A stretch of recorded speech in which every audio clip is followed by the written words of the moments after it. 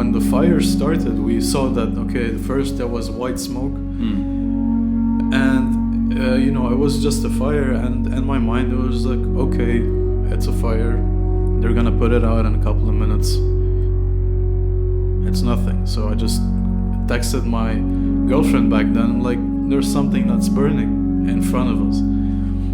We're really lucky because I have some colleagues that went up to the roof to see what was happening before the black smoke started coming out. So like we saw that, we felt all that, we were knocked out, but we didn't know what happened. So then it was really scary because we started seeing the black smoke. We started hearing these the like fireworks.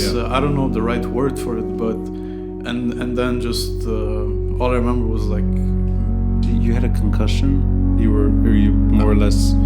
I was when I was really awake when يعني وعيت ودغري بلشت بس بدي أعرف شو عم بيصير. Yeah. So I was trying to reason. Yeah. What happened, to be able to just see what to do. My phone was bloody, it was بالأرض, and the first thing I see was my dad calling. So he's calling, he's asking me شو صار وينك انت منيح قلت له بالصليب الأحمر. قال لي وينك؟ قلت له بعدني بالماء المخيل. قال لي اوكي نحن جايين.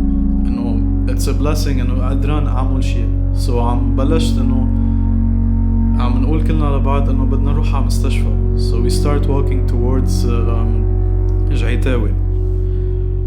And once I get to جعيتاوي, it's chaos. Yeah. Everyone's there. A lot of people are on the floor. I'm going to embed an article that was written about, obviously it's related directly to the port blast, but your story is in it too. And if I'm not mistaken, it's the National that yes. There's a feature. So. And it's since I met you, and we got to know each other, I think just a few months after the blast in the winter of 2020 right. or early 2021. Yep. I've seen that the physical damage is fading, and I mean it's. Not to make it a point here, but that you do have a scar that's yes. gradually, yeah. وفي وحدة هون. Okay. وفي وحدة بأصبعي هون كله مقطب لأنه في الوتر بأصبعي was cut. Yeah. So we had to operate on it. Yeah. And there's a scar just here. Oh yes, of course. Yeah. So that's just, it was stitched. I thought that was an extension of the tattoo. It could be. But it's nice to know that physical reminder is not so visible anymore. So it's quite nice because I'm lucky enough because the doctors that were helping me throughout the healing process are really, really top notch. Hats off, really. So let me pause at that moment and go back in time. Your passion for music transcends all of this, because despite all that's happened, you're still a musician and you still play drums. What I find quite interesting is that you are now back at the job that you were working in, except in a different location. Right.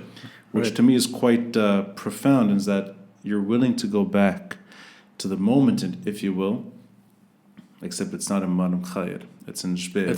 It's far away, but still it's that kind of, I mean, you didn't detach enough, or you didn't detach to the point that you didn't go back to the job. You're still in that job. Absolutely, because I'll stop you on that, because one of the main reasons is that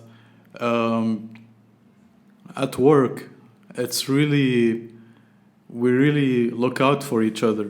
It's not like I'm going to work and like throughout the past 9 years and a half of me working there, my colleagues we really became close. We really became family, because I spend 10 hours a day over there. So I spend more time with my colleagues than my parents. Or anyone else, for that matter. Yeah. So we really consider like, and I consider them family, and they too, because we really looked out for each other throughout these bad times. So for me to be still at the job is really one key element. So if that wasn't there, then it would have been totally different. So, but it's also a daily reminder. I mean, I think I appreciate that you're willing to. It shows just how close people can get from a huge tragedy, right? But that you're also maybe you have other ways out, and you find yourself here once more. صح. But I want to go to where this passion for music comes from, and we can build on there and head to this moment, because I think, in a way, it's almost like everything lines up to that day. And I think, in a way, you're still living through that day. Yeah. But let's go back to the beginning. What took you to drumming to begin with? Because I don't really know where your passion for music comes from. I always liked drums, like since the start. Every time I used to listen to music, my dad got me into Led Zeppelin and AC/DC and your dad, Deep Purple. Yeah, he doesn't listen to that stuff anymore, but he's the one who got me into all this. Wow! And every time, we used to be in a car ride or something, he used to put on this music and he'll be like, listen to what the drummer is doing. Really? Yeah, so I'd always pay attention, and this really grew on me, and I will start imagining, because there was no YouTube and all that stuff, so yeah. I'd start imagining like, how would this be played, or so this is what really got me into drumming. And then just being on the drums for the first time ever in my life, I remember that, and it was at Fête de la Musique. Yeah, I mean, that's where you see a lot of these bands play. Absolutely, yeah. And my dad's friend was a drummer, and I was a little kid back then. He was just like, "Oh, you can try the drums." Yeah. I'm like, "Oh, fuck yeah, I'll do that." So I just sat behind the drums, and he just showed me like just something really, like, just hit the kick. I was just blown away. So how old were you when you first started playing? Around 10. 10. And I didn't know your dad was did he play drums? No, my dad used to play guitar. Oh. He used to play guitar. Okay. I have some old pictures of him in black and white. Yeah. On like a big Marshall amp and an old Fender. And it's just he played guitar. I see. He always wanted to play music, to follow a career in music, but it was never the case. So he instilled this curiosity in you by telling you to not just listen, but to pay attention to one thing. Not only one thing, like the guitar, the drums, but like pay attention to what's happening in the music. So, and you were drawn more to drums. Yes. So 10, you pick up your first, God, what are they called? Drumsticks. Thank you, drumsticks. That's right. Yes. Yeah. You pick up your first pair of drumsticks, and do you find yourself drawn to it right away? Absolutely. I still remember me buying the first. I still remember the person who made me buy my first pair of sticks here. And it really goes a long way back, and I still have that same passion for drums till now. Like, it really didn't fade away or diminish in any way. I still have that same, like, I always want to play drums. So 10 is still elementary school. Like, I mean, you're in your earlier years. Oh yeah, yes. When does it become something that's routine? Like, in other words, not just you picking up sticks and play. I mean, I could ask you maybe when you have your first drum set. I had my first drum set when I was 14. 14. Yeah. So by your teenage years, you're really into it. I'm really into it. I had like an old, it was really, really bad drum kit. It was like a Bad as in like bad.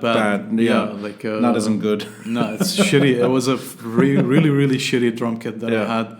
It was in my room, a very small room.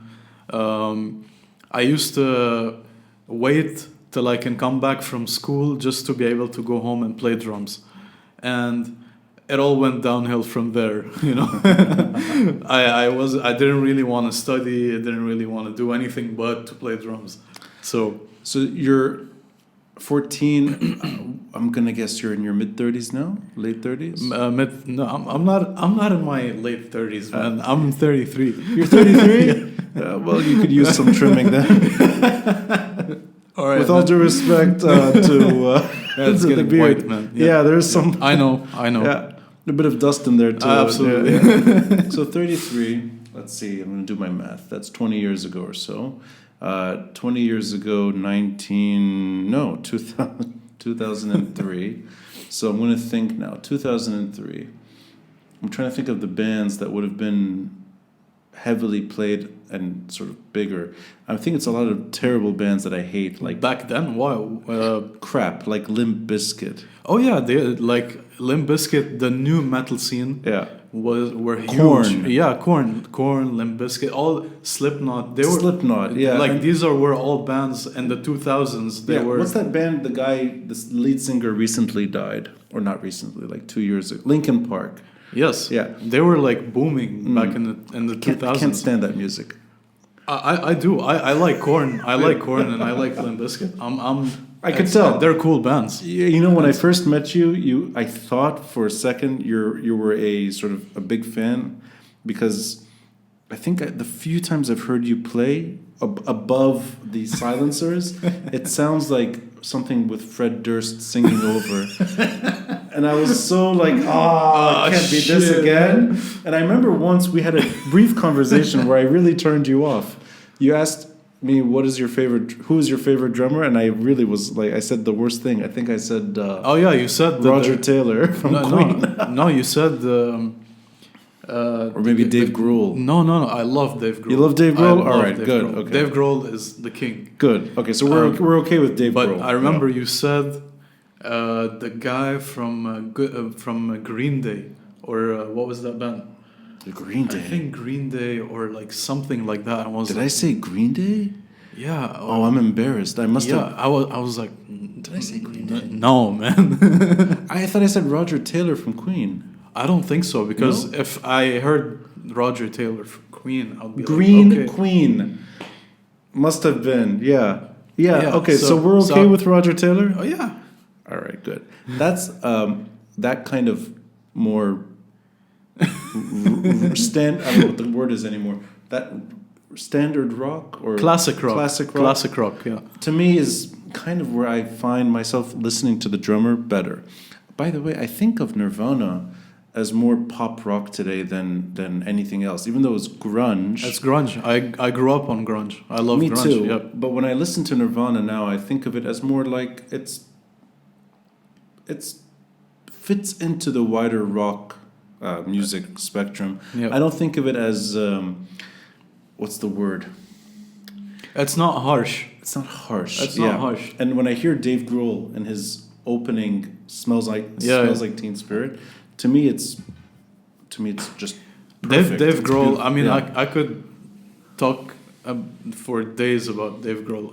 He's so inspiring. I'm really inspired by him. I actually I didn't know this, but there's a few years I lived in Virginia, and he apparently grew up very close to where I grew up in Virginia. I met him once. No way. That's awesome. Iggy Pop concert. Iggy Pop in DC, probably 25 years ago. I was standing at it was a 2-floor venue, very small venue. Iggy Pop was sort of doing his thing, and just to my right, Dave Grohl was hanging out. That's amazing. And it took me a few seconds to that's Dave Grohl. And as soon as it clicked, he was gone, you know? Damn, man. So I was very happy with myself. I was like, I got to stand next to Dave next Grohl to for the 3 legend, seconds. Next to the legend. But you're growing up with that music in the background. Yes. So you're heavy metal and grunge and heavy metal, grunge. At first, it was classic rock, Led Zeppelin, Deep Purple, Rainbow, AC/DC, definitely, and then was some grunge. Soundgarden, Chris Cornell. Soundgarden, I love Alice in Chains. These bands, and then later, I started getting into metal, and that was me getting into Slayer, Metallica, Venom, all these bands that were like, these guys are so evil. I wonder how they look like, But Metallica is now like for grandparents, right? Lars, I wouldn't say that. They're awesome. They're still good? They're fucking amazing. All right, that's good to hear. Yeah. I mean, I think of them now as old. So what? So what? You're right. You're right. So what? That's, you're right. So let's go down this road. Yep. Are you imitating your favorite drummers like most musicians do at the beginning, that they're just trying to pretend to be? Oh yeah, at the beginning for sure. I'll give you the biggest example is Nico McBrain from Iron Maiden. Okay. And he's like my all-time favorite drummer. And he has and if you look at his drum set, he always has the right cymbal up, like facing him. So no one can see him. When you see him, you just see like a wall of drums and that cymbal. So you don't see him play. Wow. And at first, I was always doing the same. I had my right cymbal like all the way up. I'm like, I'm doing this because he does it, And so even the decoration, you're trying to be but that was like, I'm young. I'm trying to be, trying to show that I'm inspired by him. But then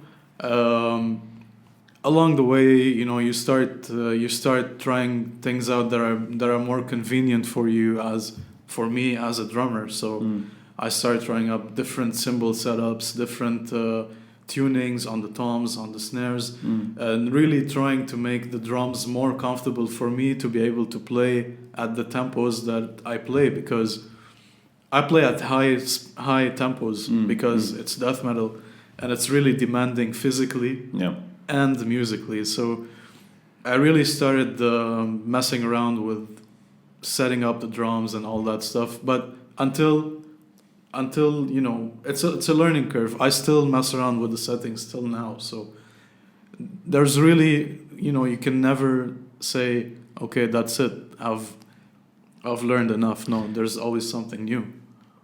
In those years, was it easy to get silencers, or were you playing the drums? I was playing drums with silencers. They're like mesh pads. Yeah. So they were on top, and because I had... So we're talking, I'm 14, I have this shitty drum set with the shitty silencers, and every time I used to hit a tom or something, they used to fall. So that used to drive me insane. I was like... But I'm sure you drove your family insane too. I did. I drove my mom insane, my dad, my sister. They're all like... That's your dad's fault for doing this. Yeah, but they're all like, you could have been a guitarist or something. That would have been a little less ضجة, عرفت شو? So, or even like something really like a harp player. Like a harp player, yeah. That's exactly. So like a something more peaceful. That's really funny. But I'm lucky because they've always been, my family's always been supportive of what I've done in music and in life in general. But in music, they've always been supportive of me learning drums and me going forward with drumming and all that. So this is how I understand drumming. Again, I'm an amateur. I think of drumming as a peculiar love for music, because no one can just go around the world touring as a drummer. There's no solo drum show. Meaning, Dave Grohl in Nirvana is fantastic. But Dave Grohl can now play Foo Fighters songs with his guitar and go solo, and it would be just fine. I don't think Dave Grohl can just show up playing Nirvana by drums. The hardcore fans would love it, but it just doesn't work. And I guess what I'm trying to say is, it's not an outward...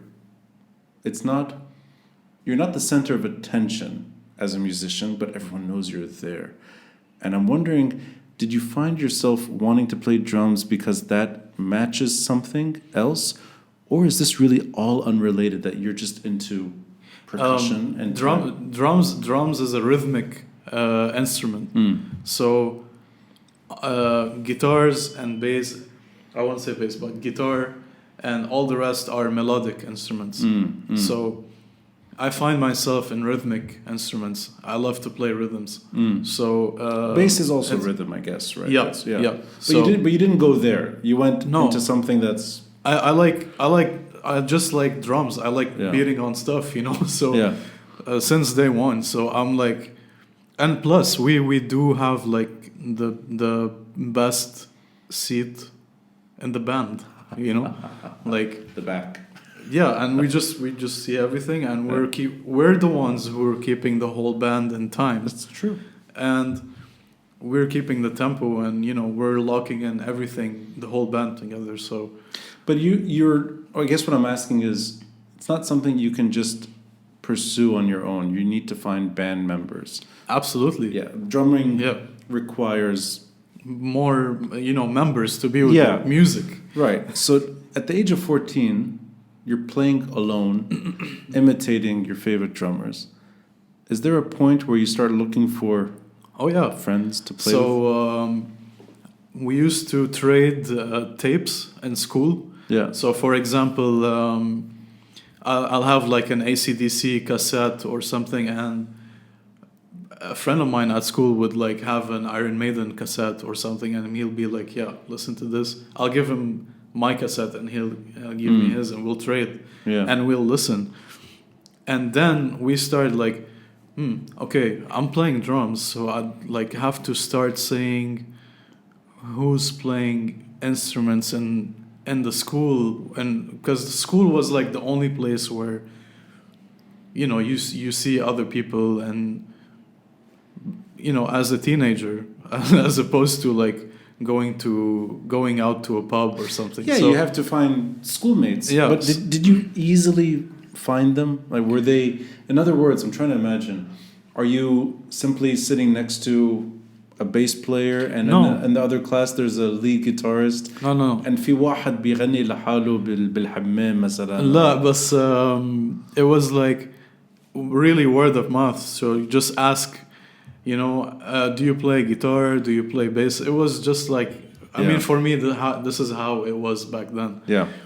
And then we moved to Dubai in 2006 when the war started over here. So you would have been maybe 15, 16? I was 16. 16. Okay. I was 16. Yeah. So we moved to Dubai وقت بلشت الحرب. It was like I had 2 more years in school. So أول ما بلشت مدرسة هونيك, it was like my first thing that I was like aiming for is just to find musicians I can really start a band with, a proper band. Yeah. Not just play music with, but just start a band. And I did. Found 2 close friends. One close friend was in the same school. And then, we started looking for other bandmates, and that's what I started my first band. So the first band was in Dubai? Yes. Okay. 2006. Can you, did it all feel right when it happened? No, it felt right in a lot of ways. And no, when you're in a band, you're like, you're a teenager. You think of a band as your family, Yeah. It's just not just people you play music with. It's people you go out, you hang out with. You look out for them, they look out for you. You can go. You go out, you drink, you do whatever you want with them. So it felt right in that sense. Musically, it also feels right because you're just trying to match what other band members are trying to play. Yeah. So I'm trying to play a beat to a riff that the guitarist made, and I can't play well, but I'm trying that. So it really makes you try harder to be to. Oh, so you found yourself playing better. Yes. As a result. Of course, because I've always had that philosophy to get better as a musician. You always have to play with different people. What was the name of the first band? The very first band, Spectator. That's not a bad name. Yeah. So you're in Dubai with Spectator and school. It was like we were 4 people. Yeah. You know, 2 guitarists, and a vocalist, and it was me on drums. Okay, no bassist. And then we had a bassist. Yeah. And then, you know, we played music for a while, and then I moved on to 2 other bands. Oh, all in Dubai? All in Dubai. Okay. Because so you're really you're progressing fast. I stayed in Dubai from 2006 till 2009.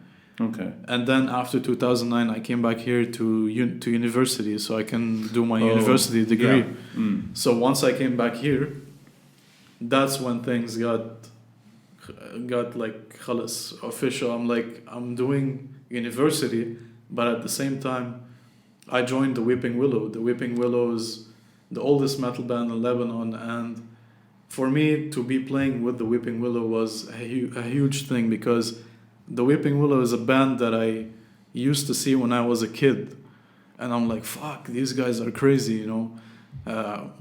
And then a couple of years down the line, I'm playing with them. I'm playing drums for them, and that for me was quite big.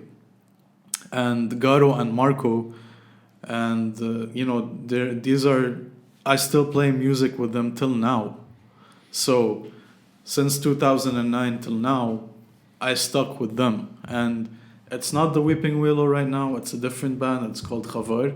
It's like a different. It's like a rebirth of the Weeping Willow, but under a different name, with different music. You know, definitely different music. But yeah. The performances back then, Fête de la Musique, was that one of the... No, we didn't. I mean, the Weeping Willow played Fête de la Musique way before I joined the band. I think I saw them at Fête de la Musique, yeah. Yes, they used in downtown. Yeah, exactly. Yes. Right, at Samir Asir, or even at the Roman Baths, maybe. Yeah, I think next to Virgin or something like that. Next to Virgin, back then. Yeah. But you never played at Fête de la Musique. I wasn't the drummer back then. Okay. Yeah. But where did you guys play when you're in the band? Oh, we played, for example, Beirut Metal Fest, Beirut Rock Fest, which was in Zoo Amphitheater in 2011. That was the first show I've ever played in Lebanon was in Zoo Amphitheater. Wow. And it was huge. Like there was Moonspell from Portugal, there was Catatonia from Sweden, and it was the Weeping Willow. We were playing the second band. We opened up the festival, so to speak, and it was like, I remember just driving. Garo was driving the car, and you know, he had his girlfriend back then, and I was in the back seat, and you know, I'm going to play my first show, and we started driving up to Zoo من أول الطلعة, and I could hear someone sound checking the drums, and it was really like, I was like, you know, so, but it was awesome. Like I remember just the sound was great. There was a lot of people. There was people coming in from Syria, from Jordan to watch the show. So that was really, really nice. And then it took off. That moment where you're in university and you're playing drums with a band, but you're still studying. And I'm going to just take a wild guess. What you studied has nothing to do with lighting. Yes. Right? Let me take a wild guess. You studied what? Marketing or finance? Close. Business administration? Yes. Who told me this? Close, man. There's I think he wouldn't mind me quoting him. I hope. If he does, it's gonna hurt. I think it's Ilama Reis. Oh yeah. What's his last name? I forgot his last name. Is that right? Reis. Yeah. Yes, I believe so. I ran into him the other day, and we just sort of what did he say? Caught up, and I don't know why the conversation came up that he studied at LAU, business administration or something like that, and then the way he said it was great. He's like, everyone got a degree in business administration means nothing. There's no degree. And I'm like, whoa, it's okay. I mean, it's a good university. He was very straightforward about it. He's like, and I know many people that got this degree. But you're doing that because it's the right thing to do. You're getting a degree. You're playing drums. And is there any moment where you think maybe I could just play drums? Because I'm trying to figure out all the time. So you were looking for a way to make drumming your life. Yeah, absolutely. Okay. Yeah. But that wasn't like back then I didn't have my foot on the ground. Like now I know that being a drummer, you gotta have something that really pays the bills so you can be a drummer. But did we think Willow pay the bills in any way, or was it just passion? No, it was passion. It was upfront passion. So there was never a financial link to drumming in that sense. At least those years, you weren't able to. No, it was always work. Yeah. To be able to afford being in a band, because being in a band is a bitch. Being in a band is you always have to put money to do stuff. So you have to record, you have to make an album, you have to print CDs. Yeah. You have to, back then we used to print CDs. Now no one's printing CDs. But but it was to be in a band. You always gotta have some sort of income to be able to put into the band in order to push things forward. So you make music, you gotta market your music. Yeah. You got to do artwork for your music. You have to. There's so much stuff that goes into all that. But let me play devil's advocate. Yep. Can you think of a reason why your pursuit through music didn't become the job? And I guess it's a bit of a hostile question, because it's not like you don't need to have that as your job. But let me like say it the way I understand it. Yeah. A struggling musician versus a musician that has a full-time job. Being in Lebanon, I don't think it's really realistic to be a full-time metal drummer and making money, because that's never gonna happen. I'm just saying this with like fully. No, that's actually a very fair answer. Metal musicians that are in the US and Europe, yes, they do make money, but it's also they don't make a lot of money. They just, they make their living, and that's it. Mm-hmm. But they are in Europe and in the US, so they have more open doors than being in Lebanon. Being in Lebanon, if you want to record, you got to record in a time where يكون عندك كهرباء, for example. So that being said, there's always things that are not in our control, that really makes things a bit harder. But I guess me as a musician, as a drummer, it's my duty towards my passion to keep pushing and to be able to do more. If I just surrender to our daily lives and the struggles and all that, I wouldn't do nothing. I'll just go to work and come back, and I'll be like I'll do nothing basically, and that's just not me. But was there ever, let's say, a push to tour, for example, or to try to make money off of the band? Was there anything like that? Even the thought of it. Yeah. So I tour with Nerf Cell. They're a Dubai-based band, and each year we have a Euro tour in summer, and we tour around in Europe, and we do that. So to answer your question, there's a lot of money that goes into touring to be able to make the tour happen first. So for example, we gotta rent out a van, we gotta sometimes book places to sleep. There's a lot of things that we have to do in order to make a tour work. So the financials when we're on tour, we gotta make the financials that we will make from the gigs that we play. They have to cover the cost of what we have put into to make the tour happen. Yeah. Good job, LAU. So you see, it's really there's no profit. That's what I'm trying to say. It's just you make some money from here, but you also pay money to be able to do all this. So they kind of go hand in hand with each other. I don't know if I'm asking it the wrong way or if you're dodging the question. Are you simply just saying that it's impossible to pursue drumming for a living because you're in Lebanon? Because what I'm hearing from you is as a metal drummer, yes. As a metal drummer, I see. Okay, so it's really the niche. That's the key word. As a metal drummer, in Lebanon, it's impossible. Right. But if you're a drummer that's playing with Elisa or I don't mean no disrespect, but if you're playing different kind of music, then maybe by all means, yes, you can do that.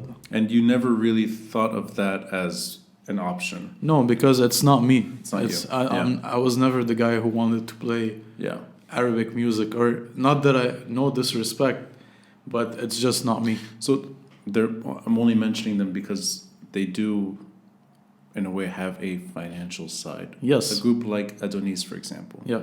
Is that the kind of band that you couldn't see yourself in because it's not the music you love? Right. And Mashrou' Layla would be the same issue. Mashrou' Layla, for example, are huge. And yes, they do make a living from music. Or they used to until they... So if you're playing this, I mean, I don't want to say it's just the kind of music, because I know for a fact Mashrou' Layla, they worked their ass off to reach where they are. So I know there's always hard work that goes into it. It's not just, you play this kind of music, you're gonna make it. No, it's not that. It's if you play the kind of music if you have good music, strong music, and people like you, and they're coming to your shows, and you're doing things smartly, yes, you can do that. But I don't think that could be applied for metal specifically. That's really interesting. And I'm not just saying in Lebanon, I'm just saying in the Middle East. But you even allude to it in a way, it's true. Anywhere. Metal music is not mainstream, even when everyone knows it. But it's not something that automatically sort of you assume there's a career for you. Yes. Like in a job, in a way. Let me ask you about the build-up to October 17. You stay in Weeping Willow the whole way through. Yes. And you're in other bands too. So the Weeping Willow, we disbanded in 2018. Okay, so right before a year before the protests. Yes. Yeah. And we played our last show in was it in summer 2018, I believe. And that was the start of Khavar, which is the continuation of the band, but under a different name.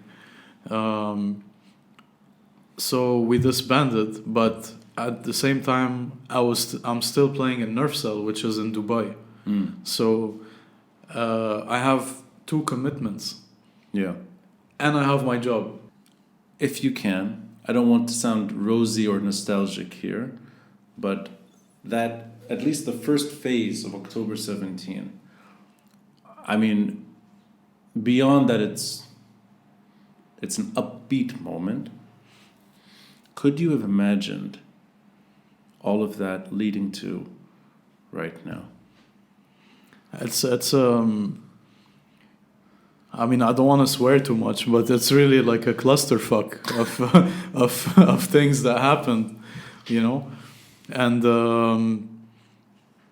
so 2019 was actually the last European tour that I went on, and that was in June 2019. So that was even before the Thawra, and so we came off the tour, and then there was like the whole summer, hey, let's relax, let's have that good summer.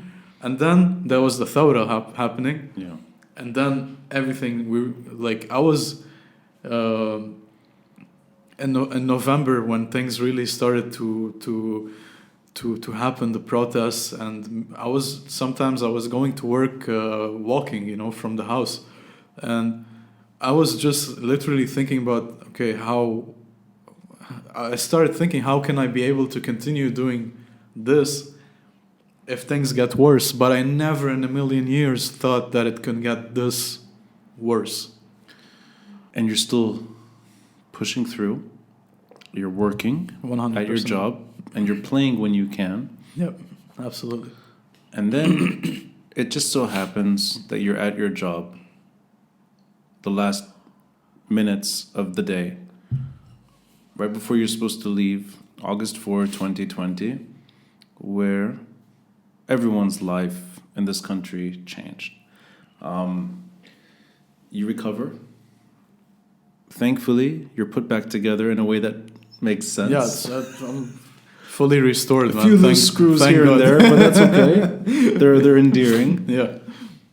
And ever since I met you, which is the aftermath of August 4, every time I've spoken to you, it's either that you're applying for a visa to leave, or you're dating someone that wants to leave with you, or you even considered getting married to somebody in order to make moving easier. Yes.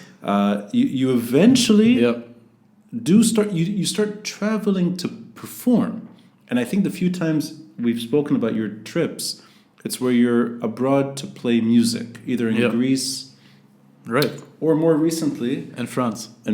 And that to me was a moment where it's quite possible you're gone, because it felt like that was a permanent step. Days later, you're back. Yeah, I wouldn't say days later, but let's say like a couple of weeks. It was a couple of weeks. I'm older, and so for me, days are weeks, and weeks are That's like a few hours later, you're back. Yeah. I don't want to ask you anything that's too sensitive, but I'll just try to make it sort of link back. Sure. There is that urgency. I feel it because it's not one or two tries. You're really trying to set up your life abroad. But you end up back where you are, the same job, playing music with the same people for the most part. صح. And now you're in Beirut on a podcast talking about that moment of being, in a way, stuck. So I don't know if that's necessarily a bad thing. It could be a good thing too. But let me untangle that a bit. Are you comfortable now with where you are, or are you still trying to run away? And running away in a good way, not in a bad way. Yeah, I get you. Yeah. The simple answer to that is, it's a very simple quote. And it's, the grass is not always greener on the other side. So, with everything that's happening over here, with all the chaos, with all the financials, with all the everything that's happening over here, we're still, you know, I don't want to compare, but living in Lebanon is still something we can hold on to, because outside it's also going to shit. It's also going bad. It's also going into dark places. So what do you mean? What do you mean by that? Because you've now traveled several times. What is the feeling you get about darkness abroad? So things abroad are like financially unstable right now, and there's so much formalities into every single thing. So sometimes I'm just saying that out of my own experience, because I guess France is like the worst because it's really bureaucratic. There's a lot of bureaucracy, and it's like the top in it. There's just so much formalities. So if you really want to work, they're even making it harder for a Lebanese guy to work, to to be able to make a living. I'm just saying that out of my own experience. So so financially difficult for someone in your shoes to be make able, a yes, comfortable life, but I could be wrong. I'm just saying this out of what I've seen out of my own experiences. So so then in that case, Bashir, why do you keep trying to leave? Oh, that stopped. That stopped. Okay. Yeah, after that event and me just coming back home, I just decided that, the grass is not greener on the other side. I'm going to make everything here. I'm going to fix what I can and what I have control over, and just try to be here in the moment and just not look back. I want to be here. I'm going to stay here, and I'm going to make my life here, regardless of what happens. I'm going to strive to continue. So that's it.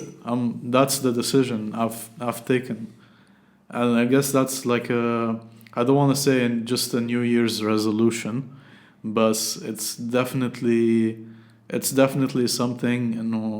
It's considered. It's something that's written in my book for now.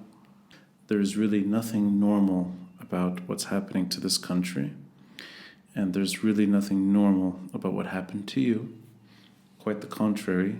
It's an extremely traumatic moment where you survived. What could have been the end of your life, what was the end of many lives in that part of Beirut, you came out. You came out in good spirits too, which is not easy.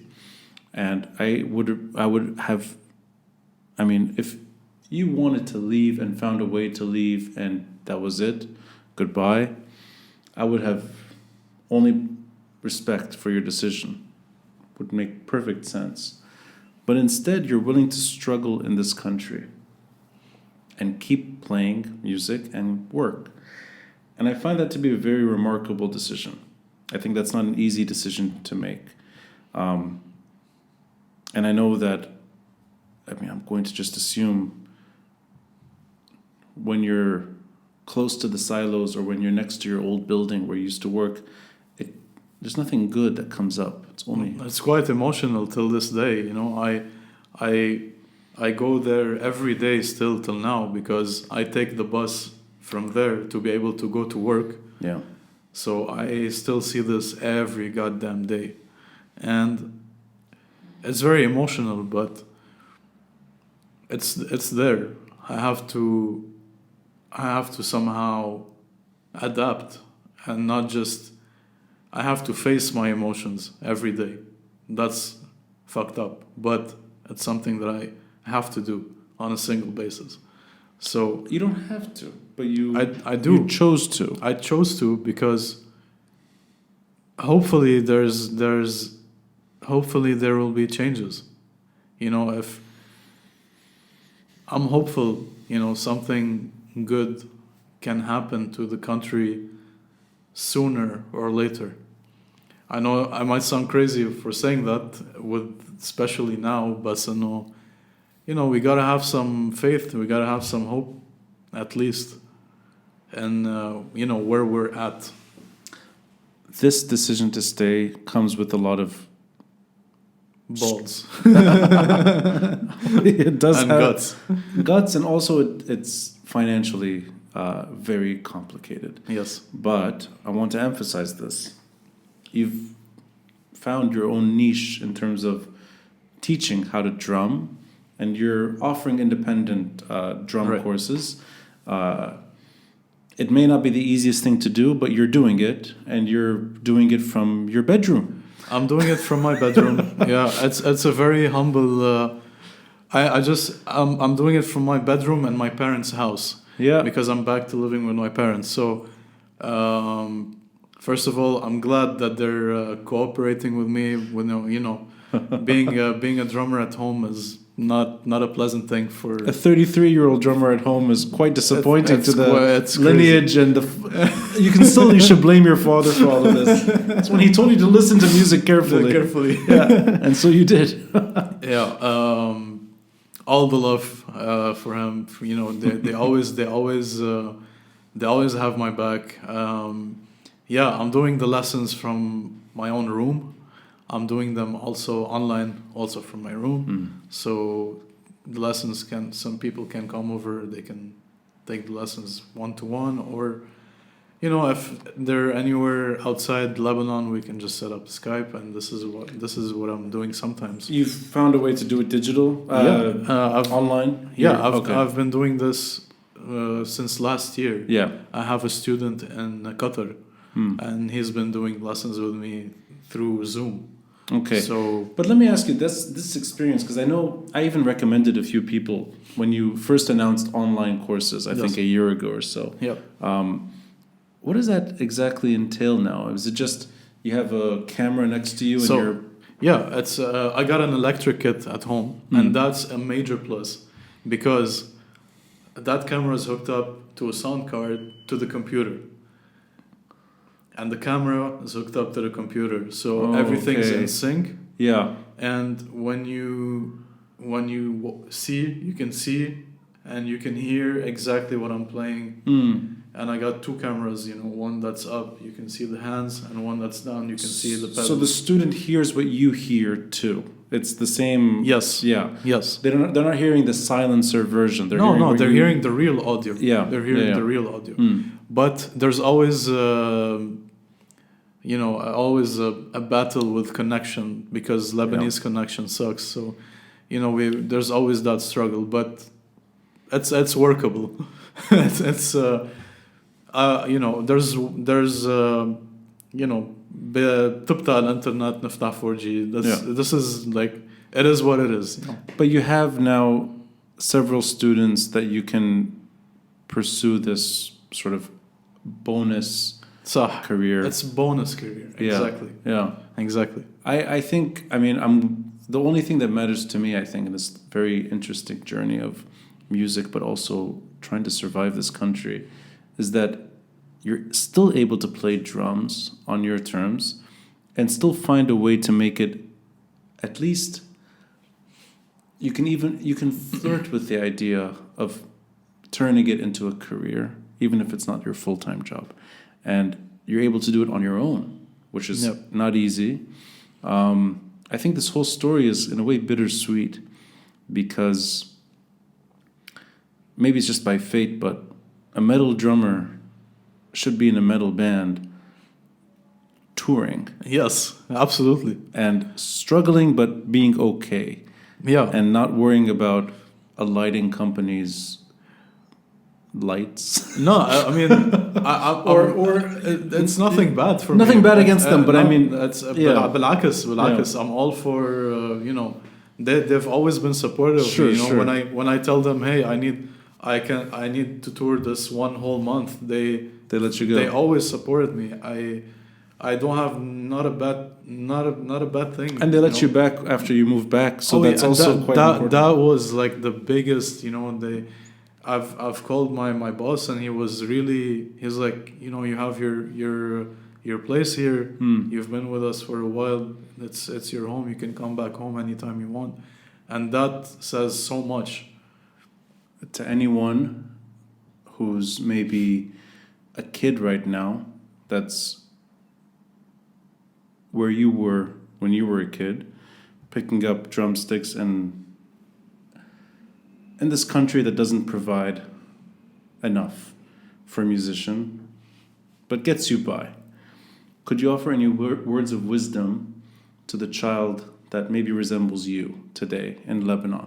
And what would you tell that person who wants to pursue drumming, knowing how screwed up things are? Knowing how screwed up things are, drumming is always a way. It's an art. It's a way of letting. It's a way of communication. It's a way of letting out your emotions. So whatever you're feeling, good, bad, bad about the situation in Lebanon, bad about everything, just take it out on drums or any kind of art that you're doing, you know. So whatever you're facing, put that back into your art, back into your crafts, and that really is what gonna make you stand. I don't want to say stand out, but it might make you stand out, and it might it might make your art resonate more with people around you, because they might feel the same way. So whatever you're feeling, just put it back into your art and let it resonate with the people around you first and the whole wide world. And that's what I can say. I'm going to embed all the details on how to reach out to you for anyone that wants to learn drumming online or in person. And I'll make sure to emphasize that you're not just a gifted drummer, but you're somebody that should be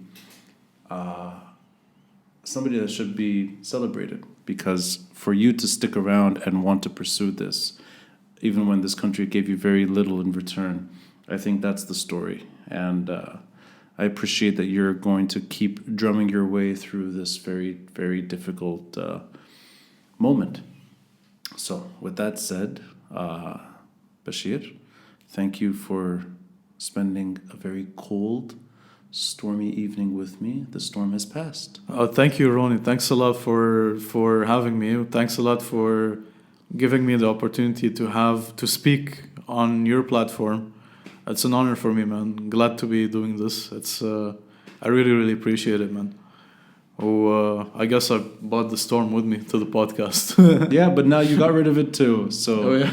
I think it's dry outside right now. That's good. That's good. Thanks, Bachir. Thank you, Ronnie. Boom! Boom. We did it.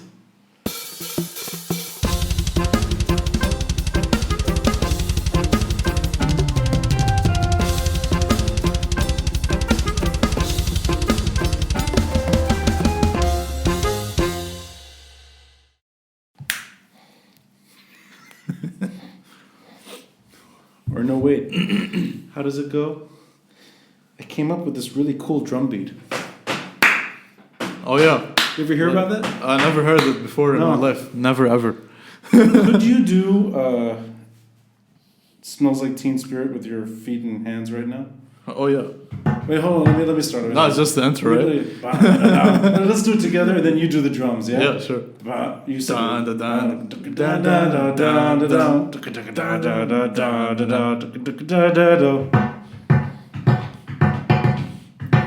Sounds so lame. It sounds so lame on this, yeah. Could you make it? I do this every day at work, man. Okay, I drive everyone insane. Without your fingers, could you make it like a little more? No, like with your, I don't know. It's the same, man. It's like. Okay, pretend like you're on stage right now and you're Dave Grohl. Go ahead. I can't, man. It's. I do air drummings for me. Like I have like the biggest kit ever. Only in my mind. I'm just air drumming. Like, all right, so do like a drum beat. I'll try to figure out what it is, but don't go too metal. Make it easy. I'll make it easy. No, I need to hear it. Like not just air drumming, right? No, I need. You're gonna cut that one out, right? Beep. Yeah. There's a lot of beep.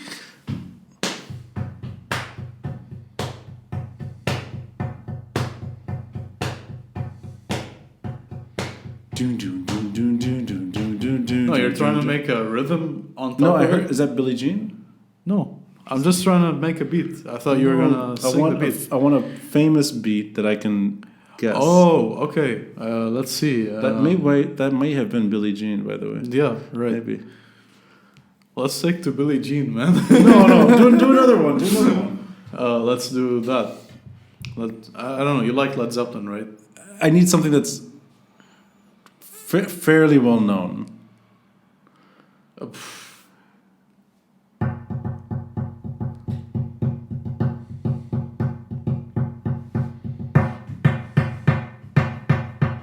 You know Rush? You don't know Rush? No, man. Oh, come on.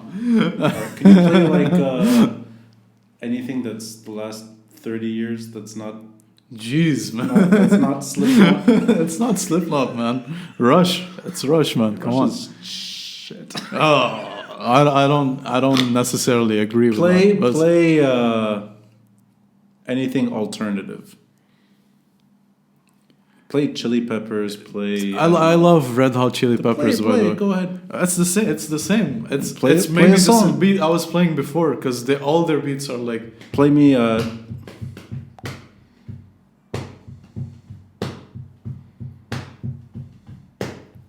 don't know. Californication. I think because you play so soft, I don't know what it is. I'm supposed to play that way. What if your neighbor wakes up right Wake now, them up! Give me some Bachir Ramadan! Oh, you don't want to see that, man. It's like, yes. I'm doing all this. What is that? It's a fucking thunderstorm, man. Oh no, can you play Thunderstruck since you like AC/DC? Sure, it's the same thing repeating over like. Da na na na na na na na. Da na na na na na na. Keep doing it. It's the same thing, man. It goes on. You're all AC/DC. Very boring teacher. All AC/DC songs are the same, but I love AC/DC. Don't get me wrong.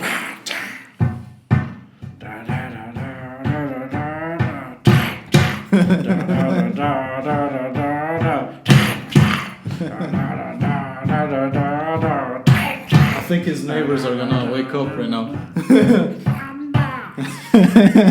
Can you do that little dance he does? Yeah, most probably, you gotta be so drunk out of your mind to be able to sing. I'd like you to sing Thunderstruck right now. I can't. How does it start? How does it start, man? I was cold. That's not how he says it.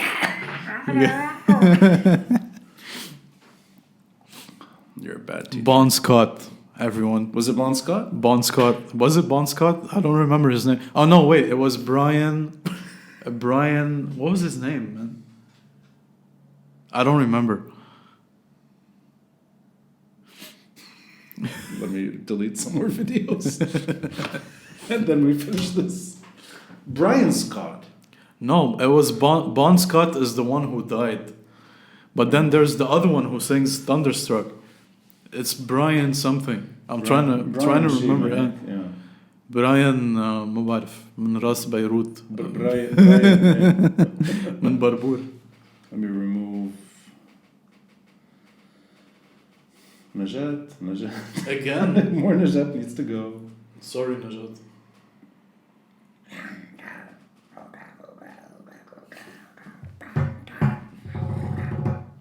Brian.